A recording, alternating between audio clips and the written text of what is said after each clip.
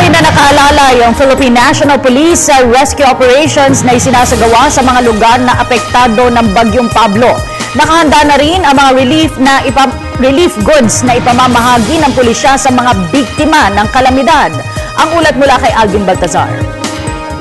10,000 mga kumot ang inihanda ng Police Community Relations Group ng PNP na ipadala sa mga residenteng apektado sa kasalukuyan ng bagyo na ngayon nasa iba't ibang mga evacuation centers na.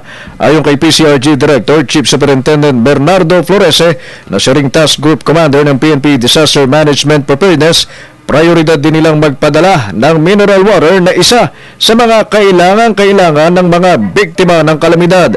Anumang oras, ayon kay Florese, na ipasya ni PNP Chief General Nicanor Bartolome na ipadala ang nasabing items kasama na ang used clothes, ay handa sila anumang oras na ipamahagi ito. So ito yung blankets natin, 1,000 isang pack. So we have 10,000 all in all hanggang dun sa likod. Ito, mga used clothing. Yan, marami tayo yan. And then the other side, yung mineral water natin, marami pa. So, ready lang to for dispatch. Anytime. Pag may go signal na GPRD, then based on the recommendation of the task group, then we dispatch this.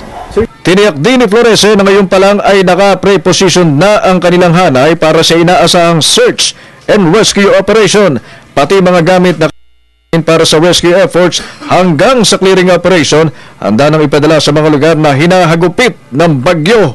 Ito ating cell equipment naka-ready na.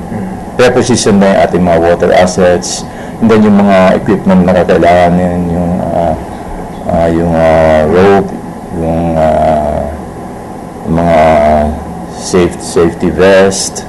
Apela naman ang opisyal sa may magagandang loob na nais magpadala ng tulong sa mga sinasalanta ng kalamidad, maaaring makapag-ugnayan sa kanila sa pamamagitan ng cellphone number 0917-847-5757 o kaya'y maaari ng idiretso sa kanilang tanggapan sa PCRG sa Campo Crame ang ipagkakaloob na tulong sa mga biktima ni Pablo. Para sa Telebisyon ng Bayan, Alvin Baltazar.